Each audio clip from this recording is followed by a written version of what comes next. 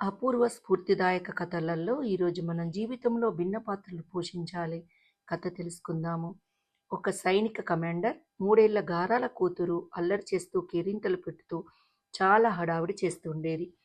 ఆ చిన్నారి తండ్రి క్రమశిక్షణను ఖచ్చితంగా పాటించి అధికారిగా పేరు పొందాడు. కూతురి అల్లరి చేష్టలతో విసిగిపోయిన పాప తల్లి ఒకరోజు భర్తతో, మీరు క్రమశిక్షణకు మారుపేరు కదా, కానీ లాభమేమిటి? మీ కుమార్తెను చూడండి, ఎప్పుడు ఏవేవో కుంట చేష్టలు, అల్లరి పనులు చేస్తూ విసిగిస్తూ ఉంటుంది. దానిని క్రమశిక్షణలో అదుపులో పెట్టడానికి ప్రయత్నించరేమిటి అన్నది. భార్య మాటలకు కమాండర్ తీక్షణంగా స్పందించాడు. తక్షణమే పుత్రికను పిలిచి, చిన్నారితో ఈ రోజు నుంచి నువ్వు చాలా క్రమశిక్షణతో ప్రవర్తించాలి సుమా అని హెచ్చరించాడు. అలాగే డాడీ అని బాలిక బదులు చెప్పింది. నన్ను డాడీ అనవద్దు, నువ్వు నాతో మాట్లాడదలిచినప్పుడు సార్ అనడంతో మొదలుపెట్టి సార్ అంటూ చెప్పడం ముగించాలి అని కమాండర్ ఆదేశించాడు. చిన్నారి వెంటనే స్పందించి సరే అలాగే సార్ అన్నది. పాప తండ్రిని ఐస్ క్రీం అడగడానికి కూడా సార్ నాకు ఐస్ క్రీం కావాలా సార్ అనవలసి వచ్చేది. ఒకనాడు కమాండర్ వస్తువుల కొనుగోలుకై దుకాణానికి బయలుదేరాడు. చిన్నారి తండ్రితో పాటు వెళ్ళాలనుకుంది. అయితే కారు వెనుక సీట్లో కూర్చోనడానికి ఒప్పుకుంటేనే కూతుర్ని తన వెంట తీసుకెళ్తానని ఆయన షరతు పెట్టాడు.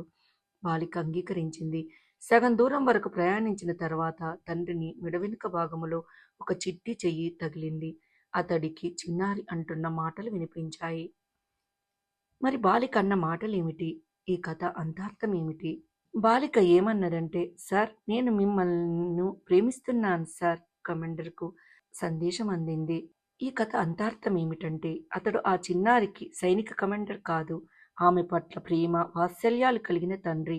అతడు భార్యకు విశ్వాసపాత్రుడైన భర్త, సోదరికి అభిమానపాత్రుడైన సోదరుడు, తల్లిదండ్రులకు విధేయుడైన పుత్రుడు.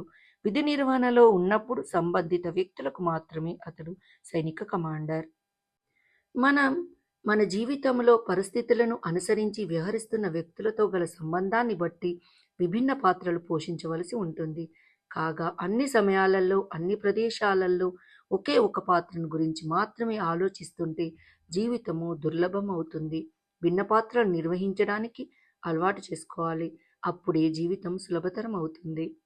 ఈ వీడియో మీకు నచ్చినట్లయితే లైక్ చేయండి, కామెంట్ చేయండి, సబ్స్క్రైబ్ చేయండి. నోటిఫికేషన్ల కోసం పక్కనే ఉన్న బెల్ ఐకాన్ క్లిక్ చేయండి. Thank you.